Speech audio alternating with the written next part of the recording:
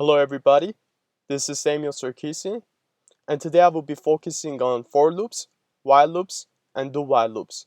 I will be programming in Java. Okay, so the first thing you need to know about all of these loops is that for all loops, the condition gets checked and repeated until it turns out to be false, where the loop is skipped and other statements after the loop is executed. So let's begin with for loop. That applies to all, this comment right here applies to all of the loops, for the for loop, the while loop, and the do while loop.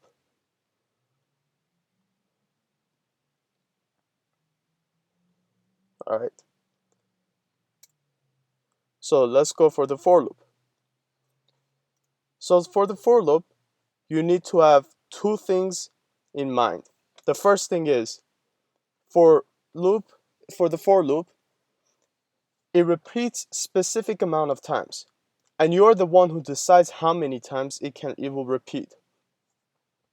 And the second thing is, first, the for loop tests the condition to see if it's true. Then if the condition is true, it executes the statement in the loop, and if it's false, it simply skips the loop and moves on to execute the statements that are after the loop. So let's do an example. Let's make a for loop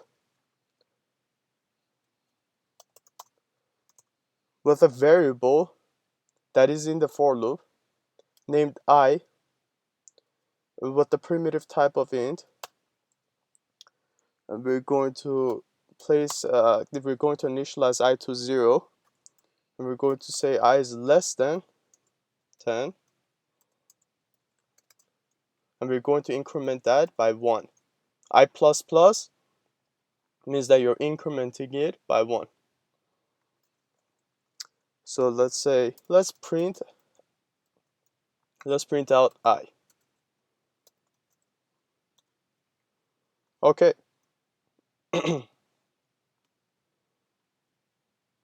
So as you can see, I gets printed out. So I is 0, 1, 2, 3, and so on until 9.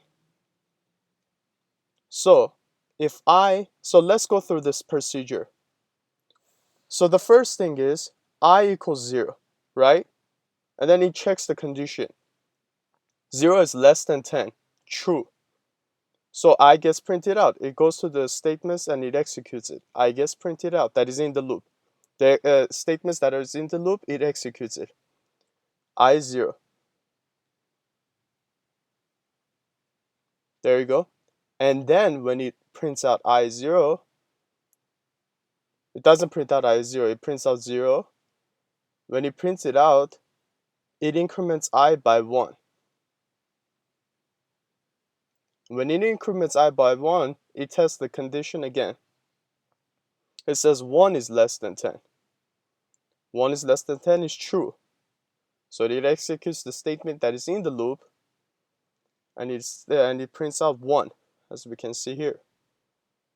And this goes on until the condition that is here turns out to be false. And when it turns out to be false, which is when I turns 10, it no longer executes the statement that is in the loop. It just skips the loop. It exits the loop and it just skips it. There you go. That's for the for loop. Okay then. So let's begin. Let's start the while loop. Okay. The while loop, it says that it checks the condition first. If the condition is true, the loop executes the code that is in it. And if the condition is false, the loop fails to repeat.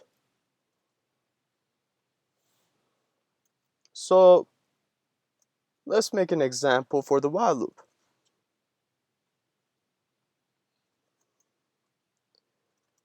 We're gonna make an integer. We're gonna make a variable that has the primitive type of integer, and the variable name will be a.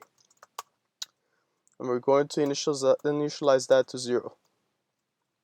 We're going to say while a is less than 2,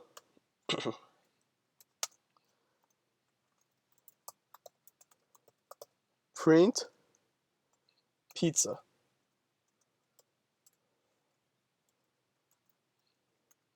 Pizza sounds great right now. Alright, and then you increment a by 1. So let's print this out. First, let me explain and then I'm going to print it out. So since a is initialized to 0, we check the condition. A is less than 2. That's true. You print out pizza right here. It's going to print it out on the console, pizza. And then you're going to increment it by 1. So a will turn out to be 1. 1 is less than 2, that's true. So you're going to print out pizza again. And then you're going to increment it again, which becomes a becomes 2. 2 is less than 2 is false. So you don't print out pizza no more. So when everything is done, a becomes 2, but the while loop does not execute while a is 2 because the condition that is inside the while loop is false when a is 2. So the pizza needs to be printed out twice. Let me just put a println here. That's going to give a space between the for loop and the while loop so it won't be confusing. Okay, so as you can see, pizza has been printed out twice right here due to the for loop, due to the while loop. I'm sorry, due to the while loop. So this is 0 through 9 is for the for loop, pizzas are for the while loop. I put a println statement here so there will be a space so it will be more clear for you. So the space just, separates the for loop from the while loop.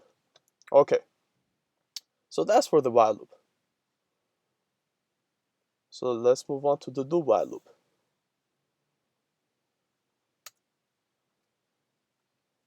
Alright, so DoWhile loop, it executes the statement in the loop first, then it faces the condition. If the condition is true, the loop repeats, and if the condition is false, the loop fails to repeat. So let's see what that means. We're gonna make a variable with the perimeter type of int, and the variable name will be b. We're gonna initialize that to 0. So let's do, in order to make a DoWhile loop, you have to say do, curly brackets, curly braces, not brackets, curly braces. We're going to say system.out.print ln b. And right next to the closing curly braces, it will say while b is less than 5. And you have to put the semicolon there. Right here. You have to. In order for this to function. In order for the DoWhile to function. So b equals to 0. We initialize it to 0. So there isn't any condition at first. So it automatically will print out 0. And then it's gonna face a condition. Oh, wait. Let me, inside the DoWhile loop, let me just increment b. There you go.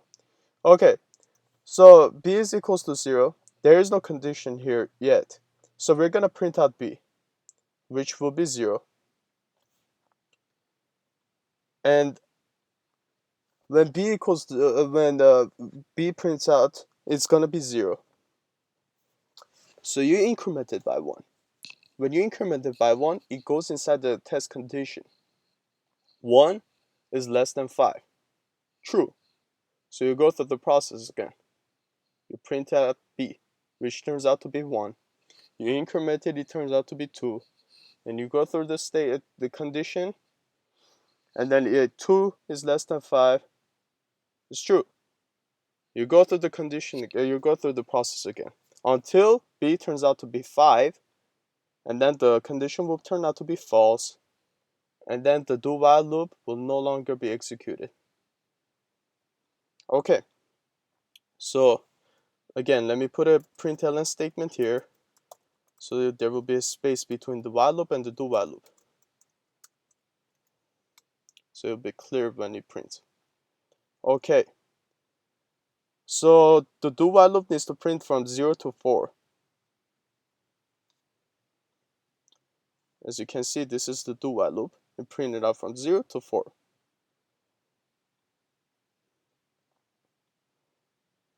Alright, so remember, this condition for the for loop, the condition turns out to be false when I is 10. For the while loop, the condition turns out to be false when A is 2. And for the do while loop, the condition turns out to be false when B equals 5. That's when the condition is false. It just moves on. It just moves on from the loop, and it goes to the other statements that is after the loop, and it executes them. So that is all for today's video. Thank you so much for watching. Please check out my other videos that I have on this channel. Comment down below what you would like me to clarify for you next. This is just a simple introduction for the loops. I will go into more details for each loop, and I will give more examples later on in the future videos. Thank you very much. Have a wonderful day. Let me zoom out a little bit so you can see all the nodes. There you go. And all the examples. So if you want,